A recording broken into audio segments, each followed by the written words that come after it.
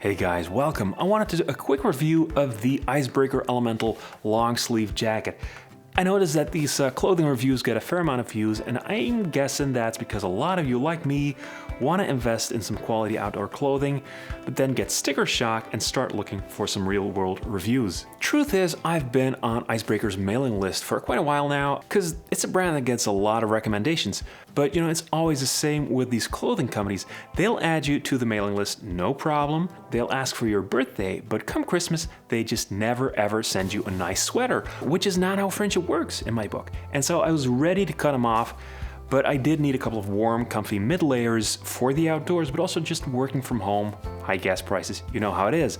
So I broke down and bought the Elemental jacket. They call it a jacket, but it's a hoodie really. And it's listed on their website for €249, $280. That is way out of my financial comfort zone. So I looked for a sale and I got mine for €155, figuring I got myself a good deal because marketing and price anchoring apparently actually work. Icebreaker is based in Auckland, New Zealand. That's exactly halfway around the world from here, and they specialize in clothing that is 100% merino wool, or in this case 97%, with 3% elastane mixed in. They do have some blends, but always with natural materials, and that ecological awareness is definitely part of their brand, and I do dig that. I've read that some people feel that maybe the quality has gone down a little the last couple of years, but still lots of loyal fans, and I really like merino as a fabric. I love wearing merino base layers, though many of them are actually a 50-50 blend of polyester and merino. And so I was interested in trying out a 100% merino mid layer like this. Okay, short version of my opinion. I wear this thing a lot. On a cold day, when all I want is comfort, this is the mid layer that I reach for. But I do not think it's a great deal for the price because I don't think it's durable enough. But let's start with the fit. I'm wearing a medium and I think this fits me very well. I'll put my measurements on the screen. I'm usually a size large in most European brands and a medium in US brands. And so you should expect American sizes here. For example, if you're a large in a brand like Patagonia, I would take the large here as well. It's a pretty slim fit with surprisingly long sleeves, easily an inch, 3 centimeters longer than the sleeves or the sleeve length you usually get with comparably sized hoodies. The hood is a very snug fit. I don't think it's necessarily a great look, but I do really enjoy the hood when sleeping outside. It's very warm and cozy without adding anything that gets in the way, like drawstrings or needlessly large zippers.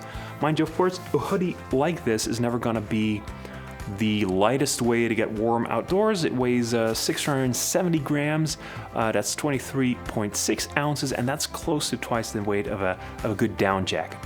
But when weight is not a main concern, I do like this as a piece of outdoors clothing. I actually also like it as a piece of indoor clothing. This is some high-end loungewear. On cold mornings, this soft fabric right on your skin, best thing ever.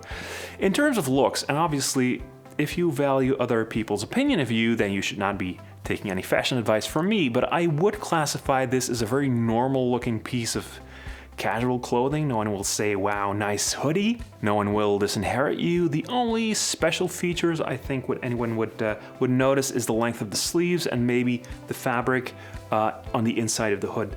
There's a logo on the left arm. It's not very noticeable, and that's a good thing because it's a crappy 90s looking logo, and I'm sure that Icebreaker know this as well because they're not really putting it on their newer designs.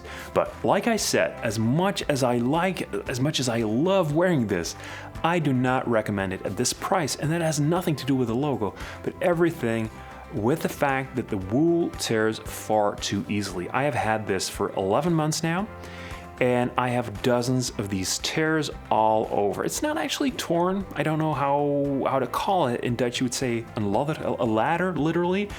And I have no idea what causes it. They have been showing up one by one. I don't have a cat. I don't have a moth problem. I don't know where they come from.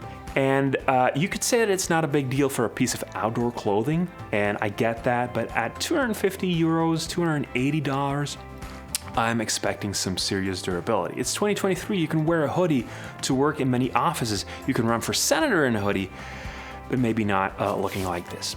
So there you have it, a warm, sustainable, expensive, lovable, super comfy, flawed product. Thanks for watching and see you in the next one.